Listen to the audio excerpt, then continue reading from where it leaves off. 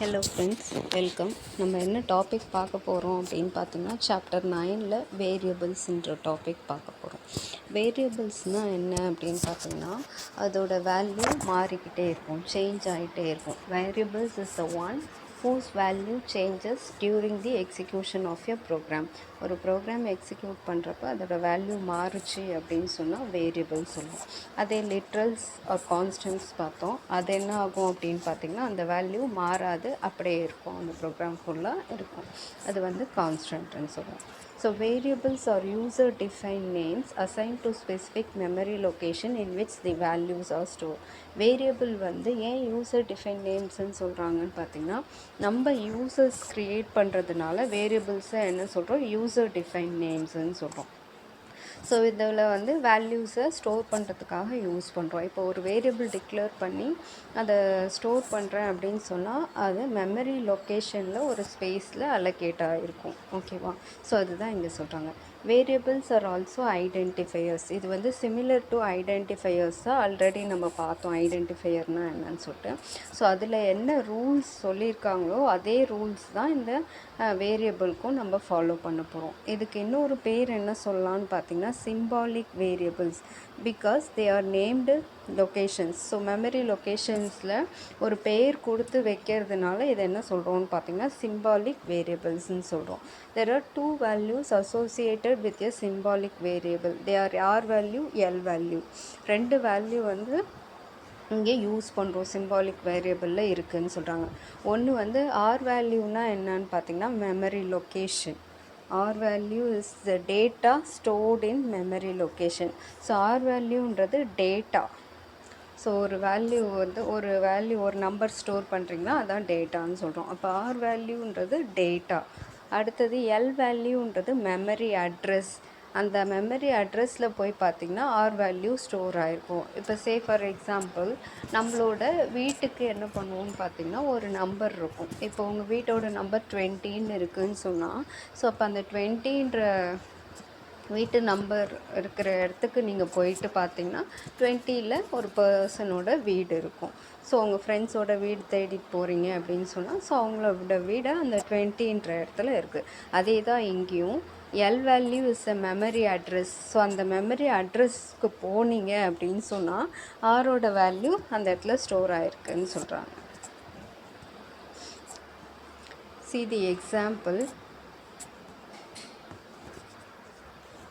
So இந்த எக்ஸாம்பிளில் என்ன சொல்லியிருக்காங்கன்னு பார்த்தீங்கன்னா, வேரியபிள் நேம்ஸ் ரெண்டு வேரியபிள் டிக்ளேர் பண்ணியிருக்காங்க. num1 num2ன்னு ரெண்டு வேரியபிள் டிக்ளேர் பண்ணியிருக்காங்க. ஸோ num1ல் 65ன்ற வேல்யூவும் num2ல் 100ன்ற வேல்யூவும் ஸ்டோர் பண்ணியிருக்காங்க. இந்த சைடில் உள்ளதெல்லாம் என்ன அப்படின்னு பார்த்திங்கன்னா, memory address. So memory location.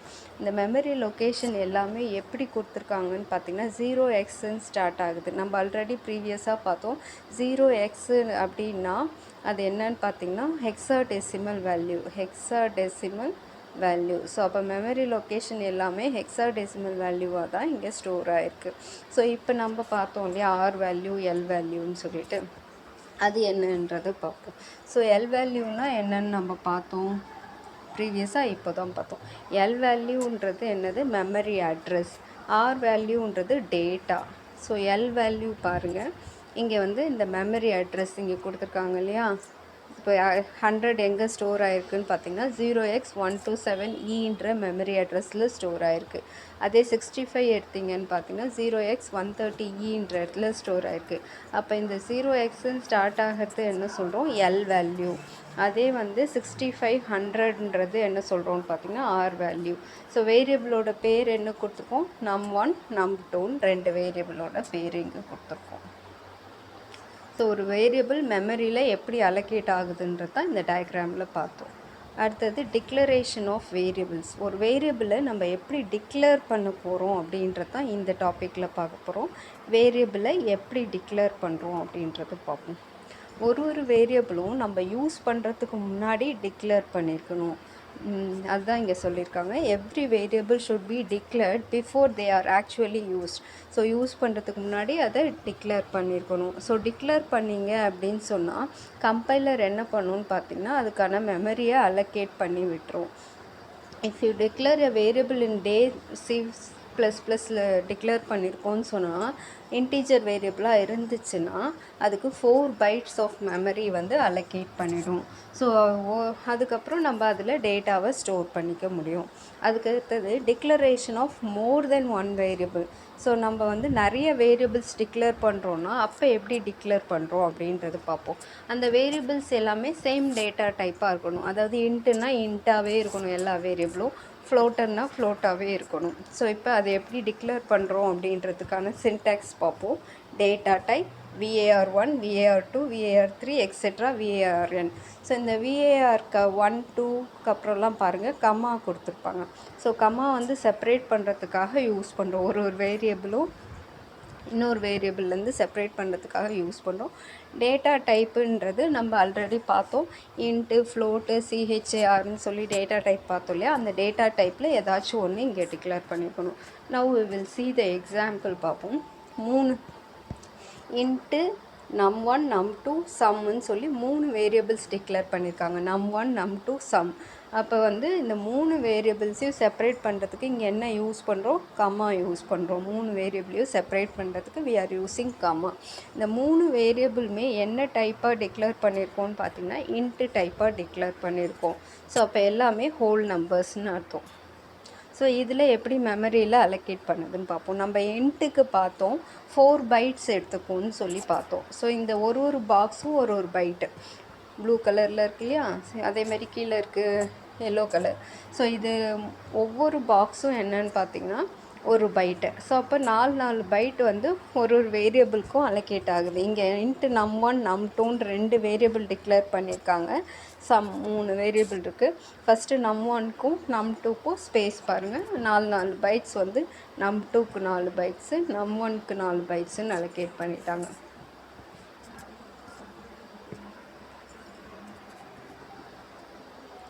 இப்போ வந்து நம்ம ஒரு வேரியபிள் டிக்ளேர் பண்ணுறோம் அப்படின்னு சொன்னால் அந்த வேரியபிளுக்கு எதுவும் இனிஷியல் வேல்யூ கொடுக்கல. இப்போ நான் வந்து num1 = 10ன்னு கொடுக்காம வெறும் அப்படியே இன்ட்டு num1 மட்டும் டிக்ளேர் பண்ணியிருக்கேன்னு வச்சுக்கோங்களேன். ஸோ அப்போ என்ன பண்ணிவிடும்னு பார்த்தீங்கன்னா மெமரி ஸ்பேஸ் அலோகேட் ஆகிட்டு அன்னோன் வேல்யூ அங்கே ஃபில் ஆகிடும்னு சொல்கிறாங்க. நம்ம வேல்யூவே கொடுக்கல, இன்புட்டும் வாங்கலை அப்படின்னு சொன்னால் சம் அன்னோன் வேல்யூஸ் ஃபில் ஆகிடும். அதாவது கார்பேஜ் வேல்யூ ஃபில் ஆகிடும். ஸோ இந்த அன்னோன் வேல்யூஸ்க்கு பேர் என்ன சொல்கிறோம்னு பார்த்தீங்கன்னா கார்பேஜ் வேல்யூன்னு சொல்கிறோம். அதாவது சிஸ்டமே தானாக அதில் இருக்க ப்ரீவியஸ் அவுட்புட் எதுனா வந்துருச்சுன்னா அந்த வேல்யூஸை எடுத்து தூக்கி இந்த num1 num2ன்றதுக்கு அசைன் பண்ணிவிடும். அதுதான் இங்கே கார்பேஜ் வேல்யூன்னு சொல்கிறோம். அதுக்கு ஒரு எக்ஸாம்பிள் ப்ரோக்ராம் தான் இங்கே காமிச்சிருக்காங்க. hash include IO stream. hash includeனா ப்ரீ-ப்ராசஸர் டைரக்டிவ். IO streamன்றது நம்மளுக்கு தெரியும் ஹெட்டர் ஃபைல், இன்புட் அவுட்புட் ஸ்டேட்மெண்ட்கான டெஃபினேஷன்ஸ்லாம் இதில் தான் டிக்ளேர் பண்ணியிருப்பாங்க. நம்ம cout cin ஆப்ஜெக்ட்ஸ் க்ரியேட் பண்ணுறோன்னா அப்போ வந்து இந்த ஹெட்டர் ஃபைல் இன்க்ளூட் பண்ணணும். அதுக்கப்புறம் யூஸிங் நேம் ஸ்பேஸ் ஸ்டாண்டர்ட் சொல்லியிருக்கோம்.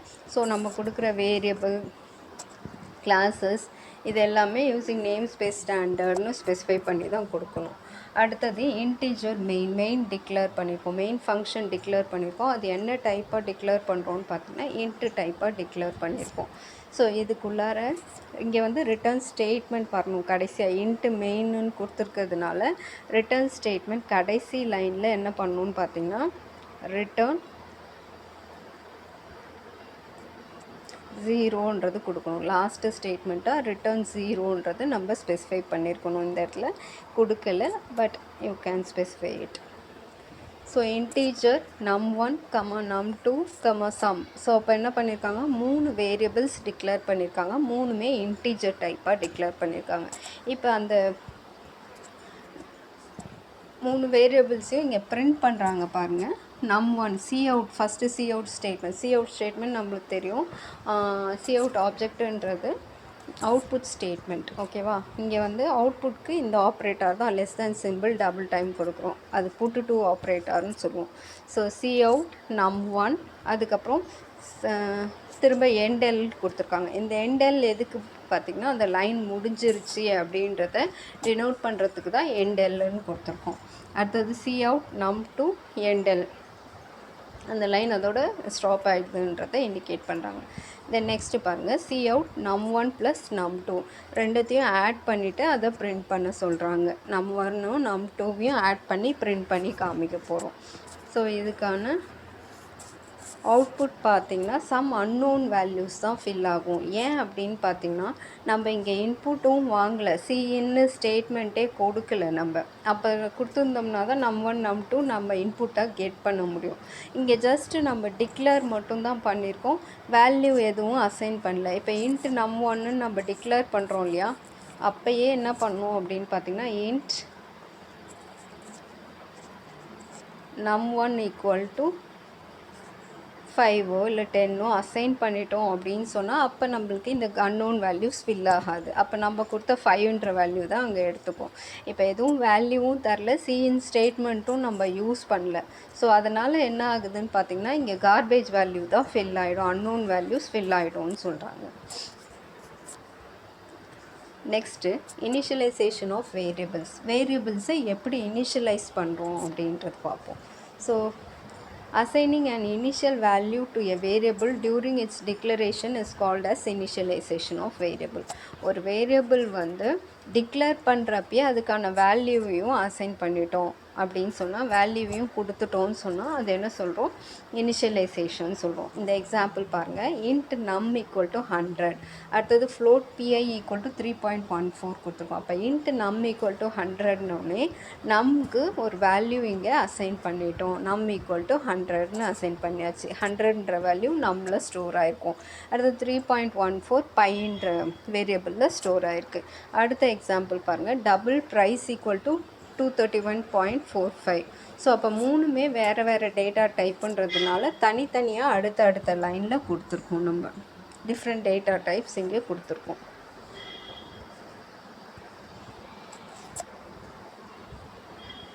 தேங்க்யூ.